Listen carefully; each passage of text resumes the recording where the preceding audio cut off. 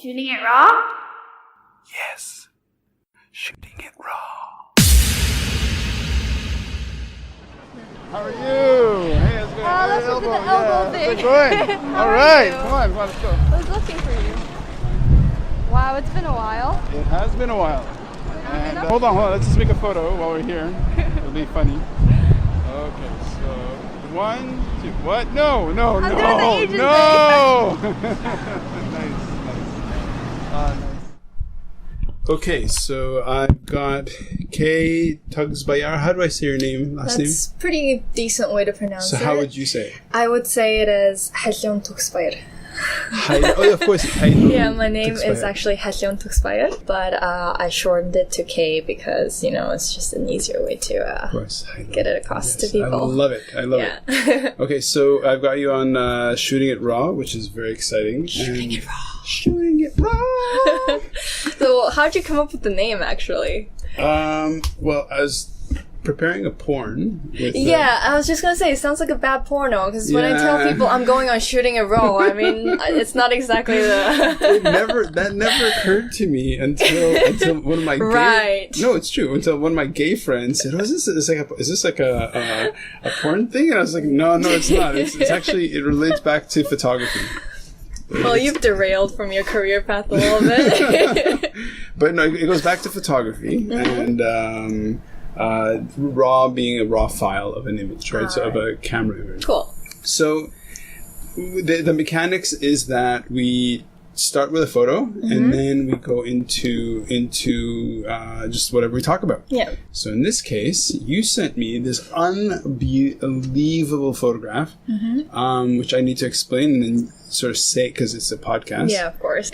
So what we see is the bottom third of the image is this very flat plane, which I haven't seen before. It's very rolling, kind of dark green. There are 3 on the right side. There are 3 flagpoles with 3 different flags. Yeah. There's one yurt and another yurt. Big, beautiful sky. It's probably, I'd say, 10 in the morning.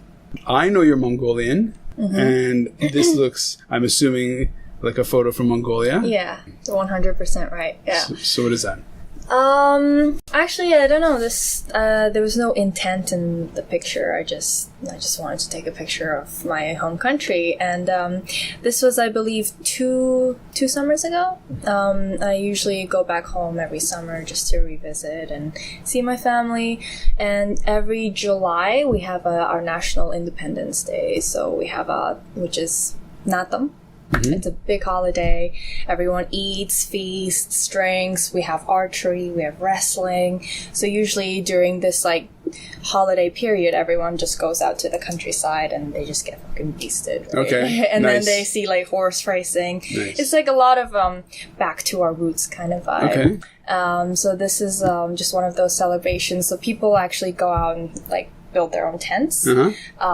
Actually, this is from a corporation. Okay, yeah. It's a little bit of a plug, but it's a family friends, and they just invite people over, and they just have sour milk tea, salt milk tea. I don't know if you know what that is. It's milk tea but with salt.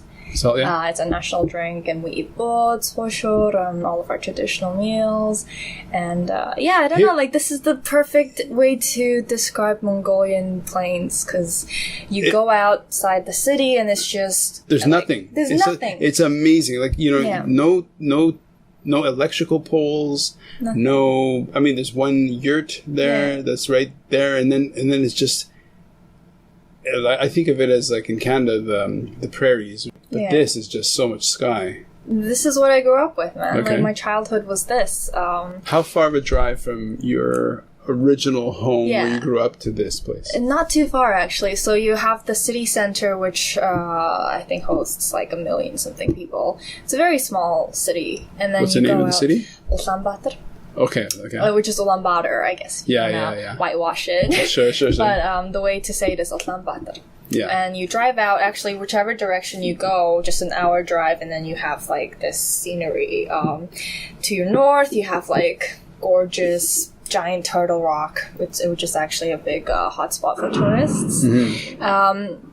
So yeah, this is about an hour's drive, I would say. Okay. Yeah, and if you just continue driving, you'll have the Gobi Desert in one end, and then you'll have Hufskul, which is like the clearest lake in the entire world. Wow. It's so clear, you see down and you can see the rocks. Sure. So yeah, this is what I grew up with. Like Okay, well, put you on the spot. Yeah. Can you shoot a bow? Shoot it raw? A bow. Oh, a bow. Shoot it raw. Can you shoot it raw?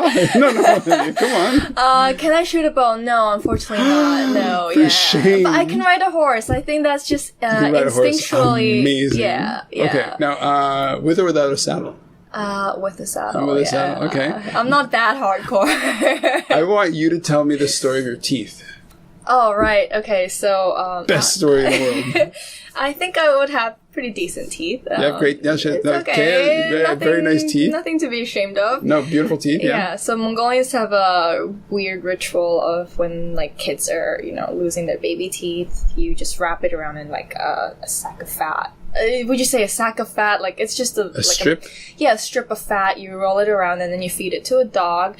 And when you're feeding it to the dog, you just say, I wish I have as good teeth as you. And then eventually, somehow, it maybe works, maybe is not correlated, whatever. I have 5 dogs. And what I love about dogs is that when you look at their jaws, they have these, like, icebergs. Like, their teeth are like these perfect iceberg-shaped things in their mouth. So the older the dog is, the more sort of stained it gets or whatever. Yeah. But with a young dog, you could totally see this beautiful, amazing teeth. But you tell me the story, and I think about. So, do you ever look through the poo to find the tooth? No, I don't. Because it's gonna be I haven't. there. No, that's true. But I guess this is just our way of like the. This poor tooth dog fairy. is giving. Yeah, so don't call PETA on me because this is just a age-long tradition. I don't know if people still do it, but when I was younger, my grandparents, so they just have like the weirdest stuff. Actually, Well, you have very nice teeth. Okay, Thank so you. the great photo. Oh my goodness, great photo. Let's see the other photo. Okay, now for this other photograph, so what we see in the foreground is a bush. Behind that, a bit of a yard, I guess, and then more bushes. And then what seems to be a more traditional-looking house, and behind that is more sort of normal modern buildings. What is this image? Why this image? So this is actually just right outside me and my dad's favorite cafe. It's called Millie's Cafe. Millie's, and they serve the best burger in all of UB Ulaanbaatar, which is our city. And so it's actually situated somewhere in the center of the city. And I don't know, it was just a cool juxtaposition of like old versus new, because Mongolia, I mean, it's by far no Hong Kong. Like, we're still developing, we're still in the middle of like coming out of poverty, and I mean, I guess infrastructure is still quite bad, right? But I don't know, like for me it's a cool way to just look at my city. Like, you have that heritage there that's untouched, and people usually don't pay much attention to it because like they're still so fascinated with the idea of development. Do you know what that building's for? I think that might have been like, it's a museum. I know that's a museum, but I don't know the history behind it.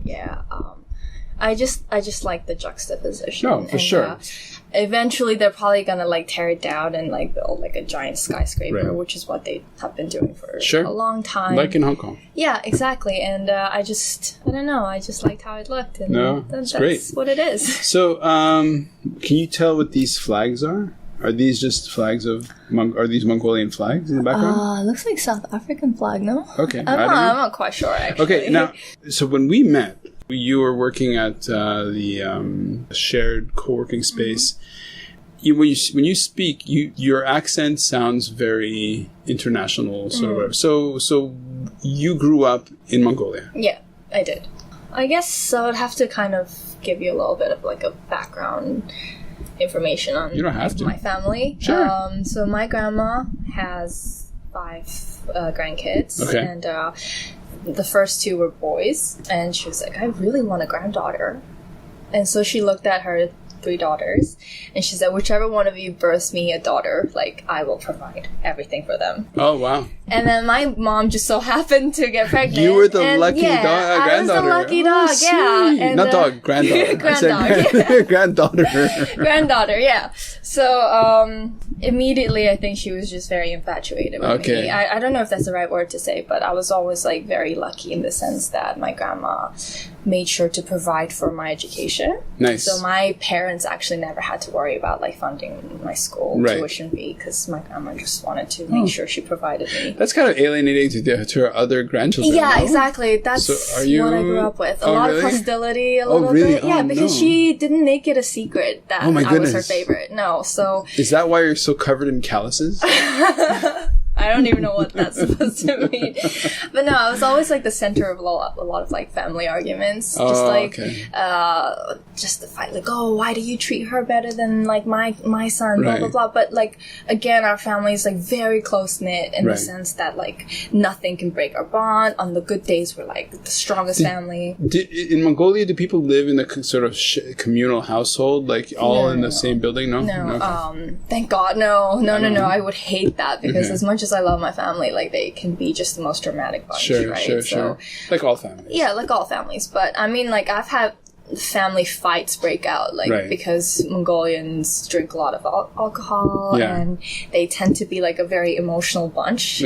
So give me an example of not necessarily of your family. I'll be an open book with you. No, but not of your family. But not necessarily. But a story of like just for somebody who has no frame of reference of Mongolia. Yeah. Except for the fact that in a few movies here and there, and then we'll get into you trying to teach me a couple of words and me going like, oh my goodness, but so in North America, I grew up in North America.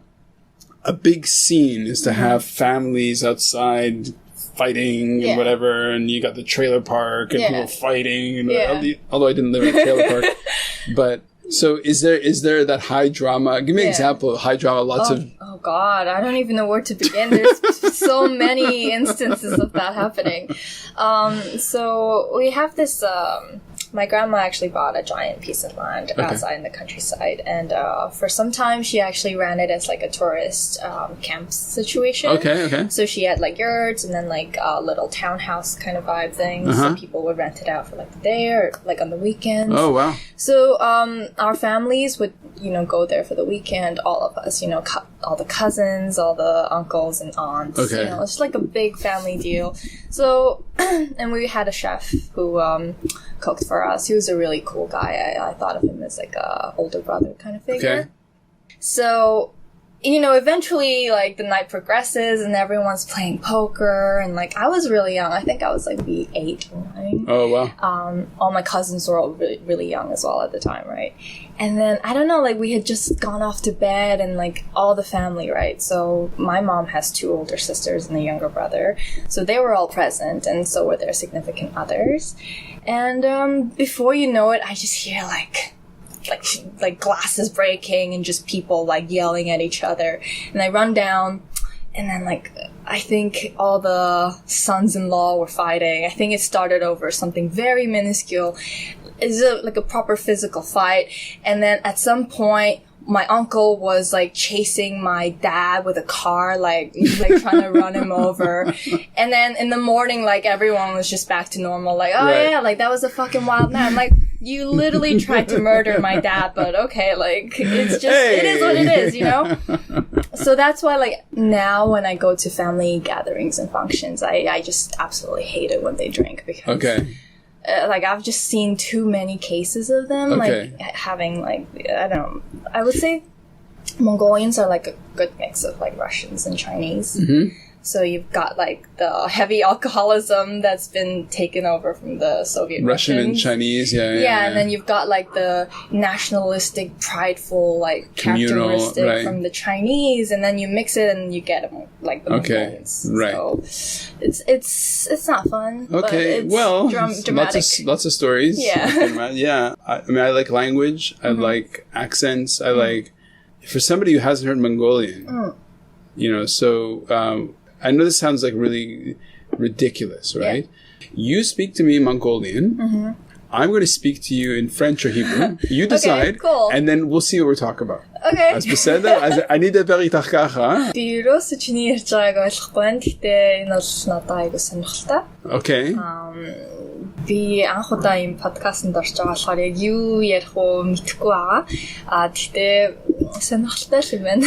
Okay, אבל מה קורה עם האבא שלך פתאום רואה את לא יודע, הבן דוד שלך והוא נותן לו איזה סתירה? ерөөсөө юу ч ялгаагүй. מה? Юу яриад байгааг би мэдэхгүй байна. Гэхдээ би одоо өөрөө яг бас юу ярих мэдэхгүй. Чи юу бодож байгааг ч бас мэдэхгүй байна л да. Гэхдээ Okay. So how do I say? I was just talking about how your uncle, your father and your uncle were fighting, and he almost, uncle and your father and your cousin, uncle-in-law, I don't know, one of those guys. So I know what you were talking about. Yeah, I just said, I mean, you're such an idiot. Yeah, along the lines. I just thought, I've never done this before, okay, so it's pretty cool, yeah. So how do you say thank you? Remember? Baitla. Baitla. There's a lot of like, he, ha. Yeah. Like a lot of twists. How would you describe what your tongue and your mouth does to make that sound? I don't know. It's just like For example, when I speak about teaching people how to make the R sound in French, like rouge. Rouge. Okay. Very good. The rouge. So the je is you put the tongue between your teeth, almost touching your palate. Yeah. Like rouge. Okay. And you kind of also make your thing. So how would you explain that sound? Okay, so to say thank you, I would break it down to bayar. Bayar. La. Okay. So if you put it together, when you construct it, it's bayar. Okay. Right? But then when you say it, bayar, you have to roll your tongue like. Okay. Like you have to do that like. Okay, yeah. So bayar. Okay. Bayar. Okay. Bayar. Very nice. It is very nice. Very love nice. it. I love it so much. It is very good. Okay, so you grew up in Mongolia, went to international school, yeah? Yeah, I did. Okay.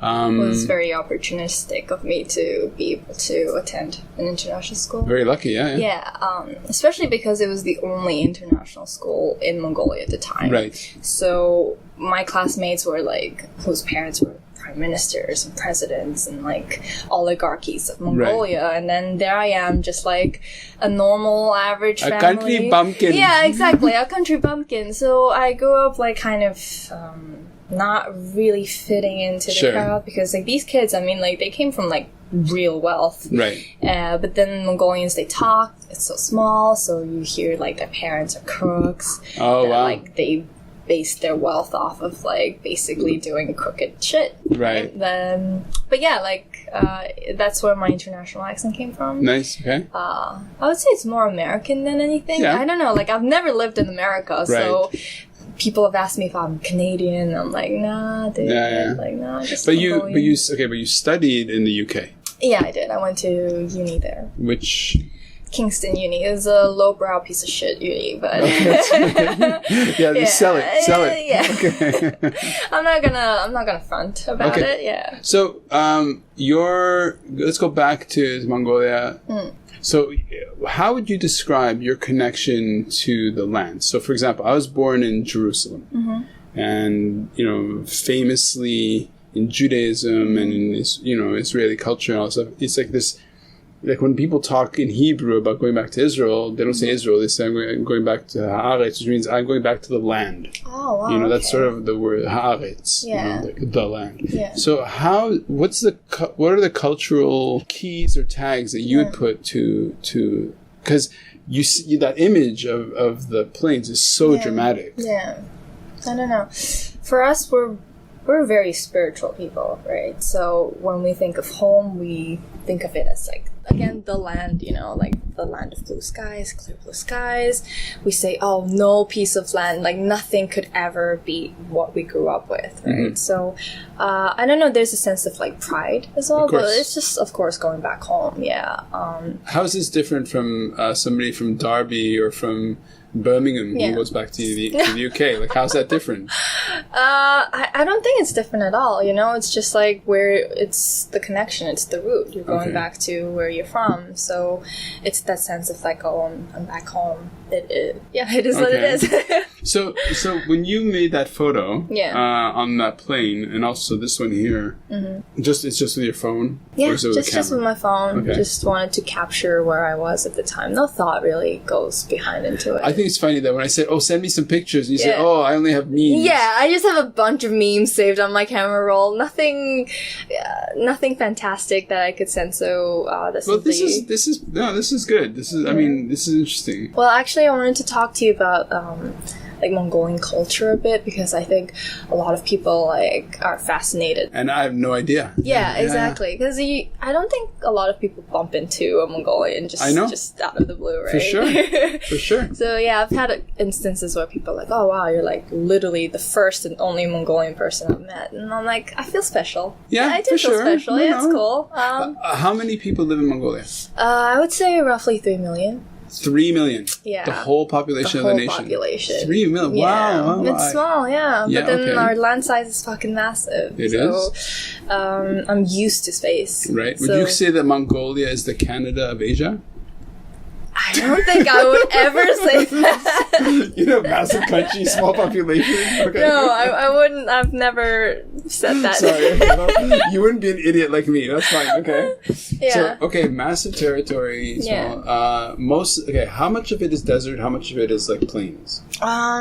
We do have the Gobi Desert, I think, which is like the second largest desert in the world. I'm not sure. I'm not really good at geography, Sure, but okay. majority of it is plainlands, Okay. and then you've got like giant mountains. And I have actually never had the chance to fully discover my home. I tend to just stay within like my own area. Sure. But when we do like road trips and stuff, you drive for like 10 hours, there's no proper road, so you really have to have like a GPS, because like it just looks the same, Right. like you easily get lost, but Okay. somehow my dad like just knows where to go. It's like Okay. Mongolians have like an innate sense of like direction or Sure. something. I don't know.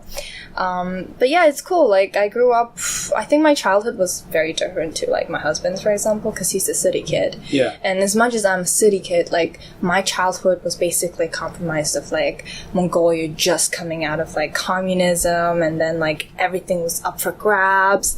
So what was your experience as a kid? yeah, Growing up, seeing that, like, I think at the time I just thought it was normal, you Sure. know.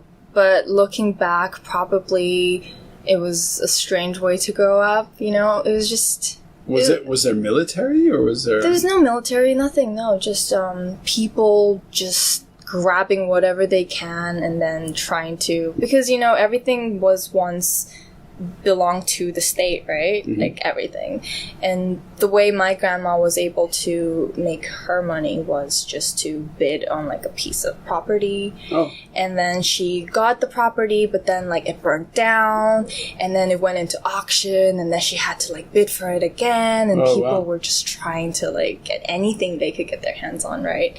But yeah, I don't know, like my grandfather was a prime minister of infrastructure or something, so I would say my family was more well off than like your typical Mongolian family at the time. Sure.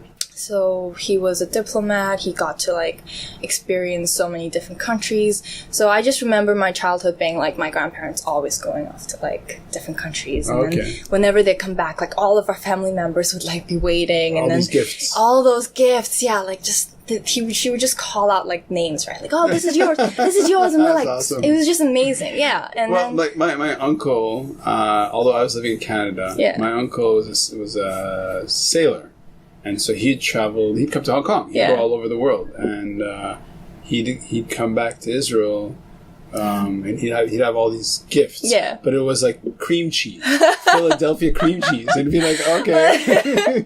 well, I So think exotic. I think my grandparents' gifts were a little bit more extravagant than a cream cheese, but nonetheless, I just remember like my childhood mostly spending time with my grandparents a lot, because my parents had me when they were quite young, so Right. they still wanted to like have a bit of their youth, which I was completely happy with, you know. Okay. So my grandparents would constantly just drive off to the countryside and like spend time with their friends, would camp out. One time we were camping out and we had all our meat stolen by wild dogs. Oh, wow. It was just things like that. And we would go travel out maybe like 6 hours from the city to Mother Rock. So it's literally a piece of rock that's just in the middle of nowhere, and it's shaped like older woman, I guess. And then they would have like these giant stubbles, like rocks everywhere, which people would call it as like her herd of animals, right? And then the women would go there. They would pay their like I don't know, pay their dues. I don't know what you say it, but then they would whisper in her right ear just things that they would want. Okay. And so I guess my mom was having like difficulty conceiving me at the time, so she went to Mother Rock and then like asked for a child. How old? She was young though. She was young, How old yeah. was she? I don't know, like 23, 24. 23, 24. Yeah. I'm having trouble conceiving. I've been trying for a month. For real, like at that time, like already it was considered like super Right. late to be having a kid, Right, because right, Mongolians like they jump into it very early on. Sure. So yeah, then she went to Mother Rock, asked to have a baby. A month later, she had me. I don't know if it's correlated, but then my grandma was like, "Oh, you're the product of like Mother Rock, so you have to go and pray to her and go visit her." And so like I grew up thinking the shit was real, right? Sure, and sure. A part of me still thinks it's real, Sure. because you know, like, how can you not when you're just constantly surrounded by that? And we have like shamans, religious shamans who like dress up like beasts, and then they sit there and then they like, I don't know, call in some type of like, I don't know. It's just So does it ever happen where, you know, like right now we're on the 10th floor of an office in Wanchai. yeah. When we look out the window, there's like building, all these like, you know, 30, 40 story tall buildings just right there. Is there ever moments where you kind of feel this weird kind of like, where the juxtaposition just kind of feels... Yeah. No, all the time. Because like to me, I'm still that like little nomadic kid. I mean, I'm not a nomad by any means, but I still heavily relate to my culture. Sure. And I definitely am very nationalistic, but I'm not gonna like beat my chest and like scream it, right? Right. So to me, like, I'm forever grateful for having like the opportunity to come live in like Hong Kong and have lived in the UK. So like there are days when I just look back and I'm like, wow, like I can't believe I get to witness like this. Okay, so when was the last time you were back in Mongolia? December, before okay. the whole Right. coronavirus stuff. Wow. So I don't know when I can actually go back home again, because they're Sure. just completely closed the borders until a vaccination's ready. But are you still talking to your folks and stuff a lot? Yeah, of course, every day, because I'm an only child. So Oh, my okay. mom is like very attached to me. Sure. Yeah. Oh, wow. Yeah, Must even be if hard. I'm not constantly video calling her, I still have to like message her every day. It must be very hard for your parents, or for your whole family. Wow. Yeah, it is. And sometimes I feel a little bit guilty, because like I'm out here and I'm trying to like make a name for myself and like have my own life outside my family, but I do have like a sense of guilt sometimes, like, oh, why did I abandon my family? Like, I don't know. Like, listen, family it's tend to just do life. that. It's just Yeah, life. it's just life. I'm trying to come to terms with it. Yeah. When you think back, because one of the things that I've realized, and just in terms of who you are, it becomes very apparent that your Mongolian identity is a very clear part of how you express yourself and all that stuff. So if there's one or two things that in your mind, either image or moment, or that symbolically, it really symbolizes something powerful for you, what would that be? Is there a moment, or is it a time, or food? I don't know. Like, I've never really had that thought, actually. To me, I've just always been a Mongolian, you know? Right. Just What's where that I'm mean? from. To me, I can't really put it into words, because like my husband tells me, oh, like I never thought I would be married to a Mongolian, but then I'm like, why? Like, I'm just a Mongolian. Like, what does that mean? What does that mean? Like, I'm just another person like you. But I guess to some people, like, they can't comprehend ever like they don't think about Mongolia, right? It's Right. like such a random exotic Are there little place. misconceptions that you've seen in movies or in books or? Oh yeah, like Mulan, for example. Like we Mulan? were like vilified. I Okay, think, you know. okay. It's cool because I've never actually felt any representation in like popular media growing up. Mm-hmm. Only in Mulan were we like featured as the bad guys. And Right. yeah, I guess like from the Chinese perspective we were the bad guys. Sure. But now with like the world so like interconnected, it's Mm-hmm. cool. We have like the Who, which is a Mongolian folk rock band. Okay. And they've garnered like 40 million views on like their Right. songs. So like Right. to see that kind of, oh, okay, now we're being noticed, because I think we're always like a few years behind on these trends. I Sure. don't know, but I'm still not completely in touch with the art scene and stuff Right. that's happening in Mongolia, but I can see from my friends, like, they're really coming to terms with like their own artistic integrity. Sure. And they're like tying in our cultural heritage and like Mm. our traditional dresses, and they're turning it into like streetwear. Nice. Like that shit's so cool to me, Yeah, right? yeah, I'm yeah, like, yeah, yeah. like I completely support this. That's 100%. really cool. Why aren't you wearing it? I don't know, why am I not wearing it? I should be fucking sporting it, yeah. No, I love it. You know, just you talking, I was thinking about like what my growing up was, right? From the age of 1. So basically I grew up in Montreal. Yeah. You know, South Shore. So right now in not the shadow, but in terms of the conversation, the social conversation around racism and, you know, certainly in the US, Black Lives Matter.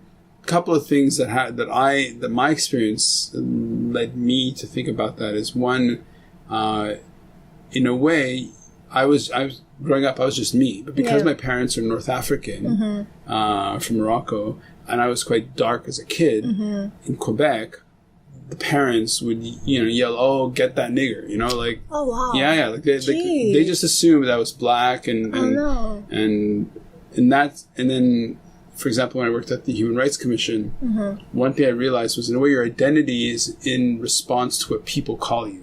So I had some people say, "Oh, you're gay. You're totally gay." I'm like, I'm not gay. No, you have to be gay. You have to be gay. You wear skirts. You have to be gay. I'm like, I'm not gay.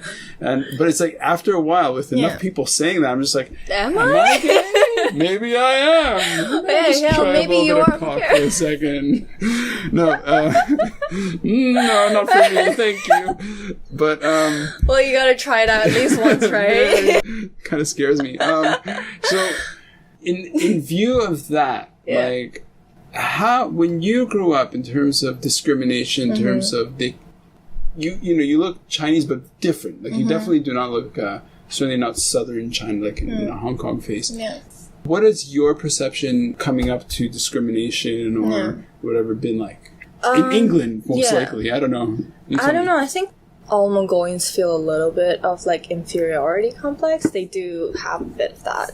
I think it's because like there's this notion like people from Mongolia are all like nomads, like they're just running around living in yurts and riding their horses, and to us like we're just normal kids who grew up with like a normal family. We went to like private education, we grew up in an apartment, we had cars, so like having to, I don't know, maybe justify like, oh, we're not what you think we are. Right. We're not, I don't know, just most people tend to think Mongolians live in a certain way. Right. So, I don't know, that has always been a thing. Like, oh, I don't know, like, I'm not poor, you know, I'm not like that thing that you think Right. I am. Like, Oh, okay. I'm actually like decent. Like, my Sure. family is proper, we're educated, it's not what you think it is. But the older I get, the more like proud I am of Sure. like who I am, you know? Well, okay, so in Hong Kong, you would just be perceived as a normal Hong Konger, Yeah. right? But Yeah. do you speak Cantonese? No, I don't. I So- just speak a little bit of Mandarin. Right. Yeah, but that's about it. Okay. But do you ever get, like, poo-pooed, or do you ever get hit?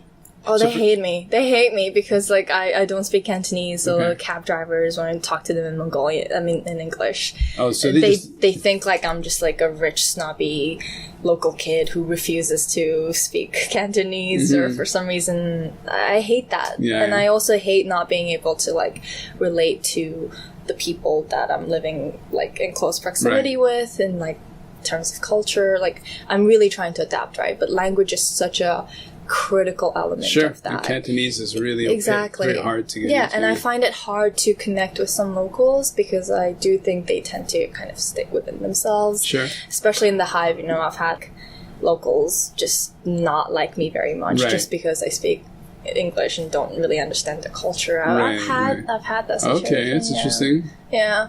I Okay. mean, I'm like, I'm really into your culture. Like, I love your food. I love Hong Kong. But like, they see the outside, right? they see it. Yeah. They see me as like, oh, them. And Right, then they're right. like, this is Okay. us, and this is them, the expats, and then this is us. Sure. I don't know. Like, that's just my experience. With No, it. no. Well, you are an expat. Yeah, I am. Okay. Like me. Yeah. Like you and us. I were the same. Yeah. Of all the pictures that you could have sent me, you sent Yeah. me these two as representative. Mm-hmm. I find it interesting that the first one is a landscape that is empty of people, yeah. right? Yeah. So it's not a portrait. So the Mongolian identity has nothing to do with people, right? Like in the photographs, there are no people. Yeah. That is what it is. Like, you go to Mongolia, you just see that. It's just empty land, and it will stretch on for miles. And there are days when, you know, nomadic families, their next door neighbors like 2 kilometers away or some Right. shit. Like, that's just life. Sure. So then that's where our like hospitality comes from.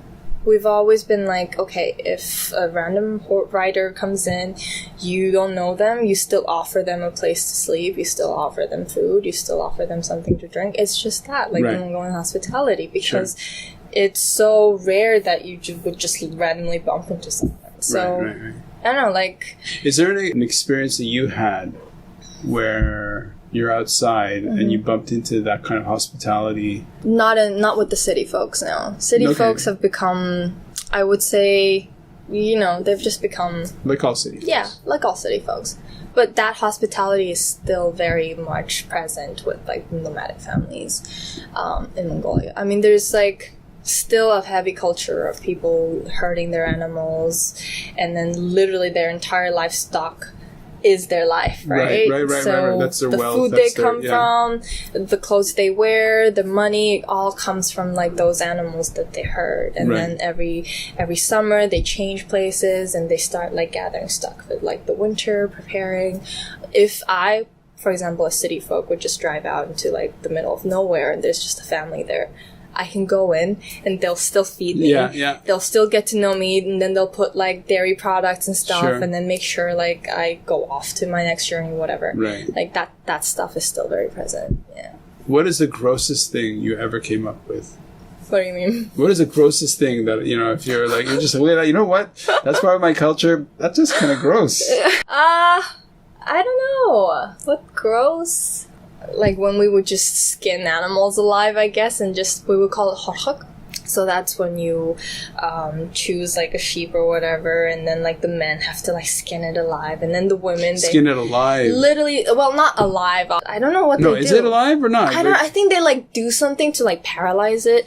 I don't know. Women are not technically supposed to look at the ritual, but I've always like peeked and stuff. I don't know what actually goes onto it. Okay. But what the women have to do is like they have to wash all the intestines and stuff, and then like you would have like the poop coming Yeah. out. So I guess that's the grossest thing. That's I pretty guess. gross, I don't know. yeah. Yeah, it's pretty gross. But that hits it. to sure. me, it's just like, oh, it's part just, of life. it's just Yeah. part of life. Yeah, Yeah, it's just yeah, yeah. fuck. And then you make the food in like a iron, like a steel bucket, Okay. and then you put like stones in there, and then you just over like firewood, let it roast or Okay. whatever, and then you just eat it. Right, yeah, you right, just put right, like right. potatoes, carrots, and then you eat it, and it's Right. just so good. Lots Yeah. of butter?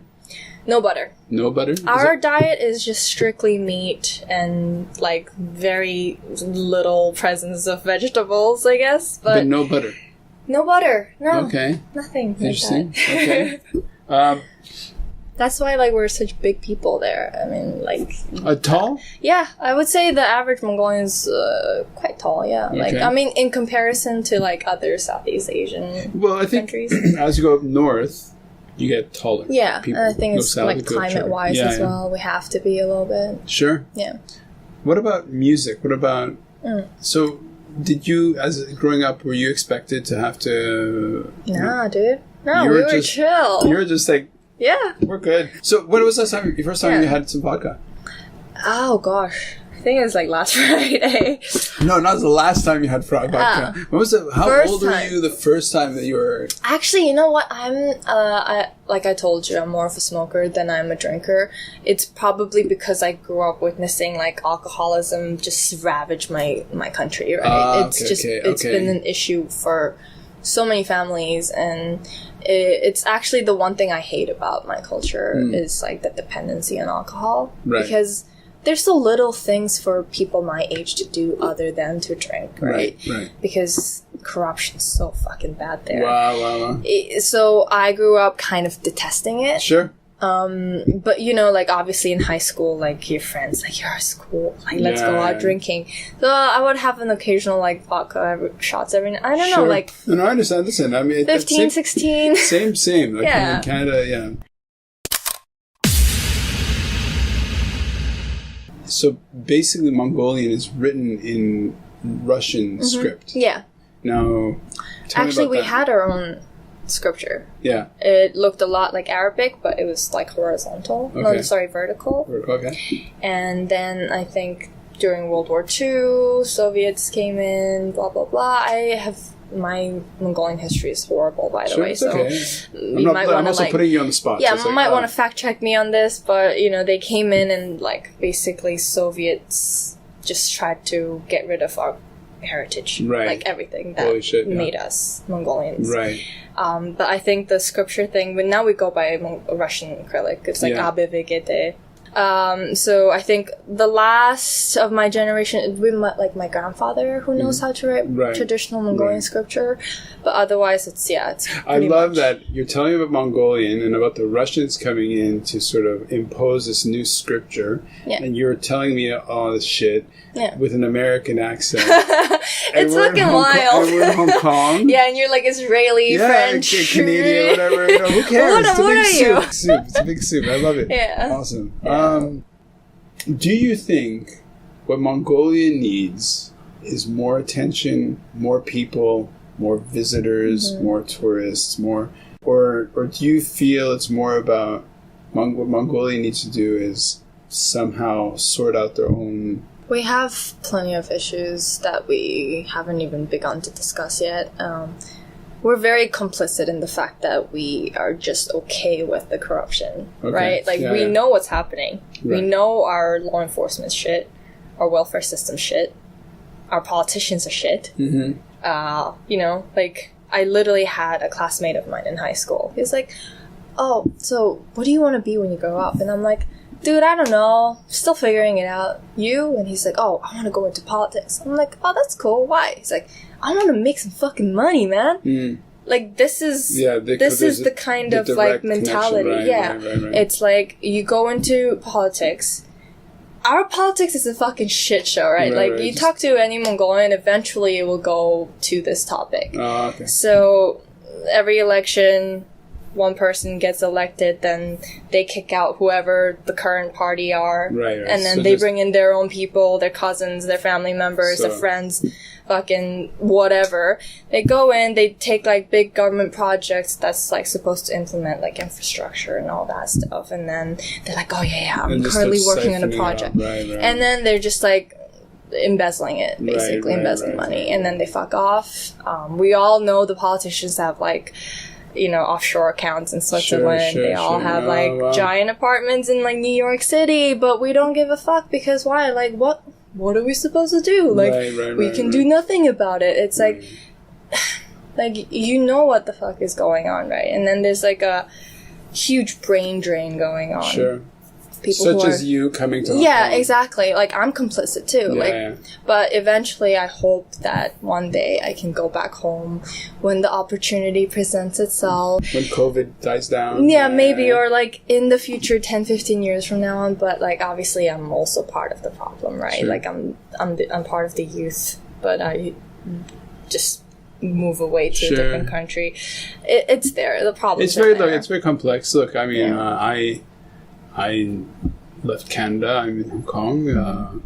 We're seeing all of this under the umbrella shadow of what's been going on politically that people are even afraid to mention, you know, in terms of the security law. So just like, oh my goodness, you know, it's like, But I think like there's just a political problem everywhere, right? Like you can go back to Canada and you will be able to see problems in your government. And then Have you ever been to Canada? No, I actually haven't. It's very polite. It's very Yeah, clean. I It's heard. very ordered. It's very sweet. I would love to go there, actually. Nice people. Yeah. Look, A boot? what? A boot? A boot. A boot. Okay, A so a boot. boot. Do I say it that way too? I don't know. say I about. haven't noticed. Yeah, you say about. Yeah. American. The Americans. Okay, so look, like what? Let's leave on a high note for beautiful, stunning Mongolia.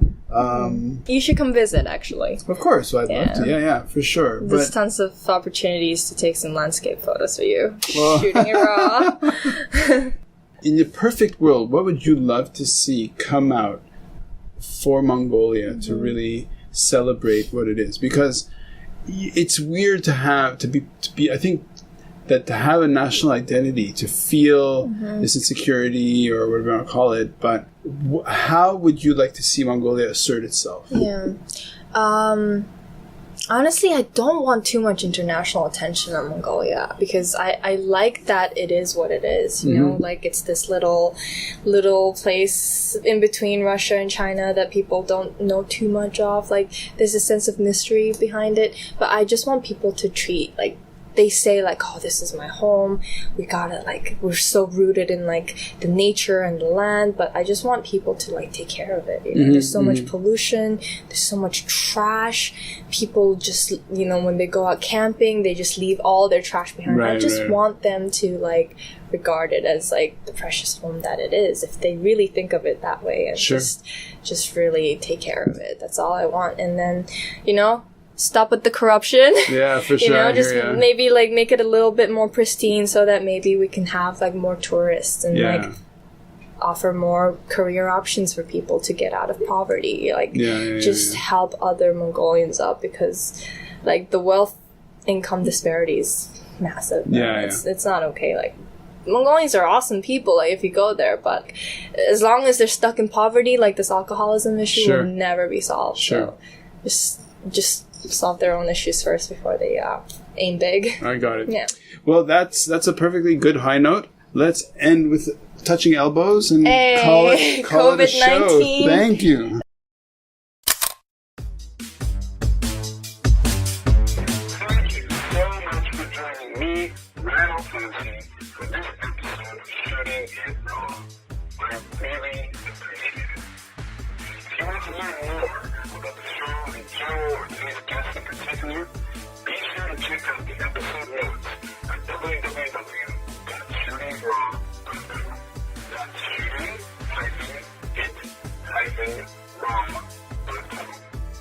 I appreciate everyone who takes some time out of their day to give Shooting It Raw a listen. So get out there, make amazing photos, and be sure to appreciate how amazing the world is.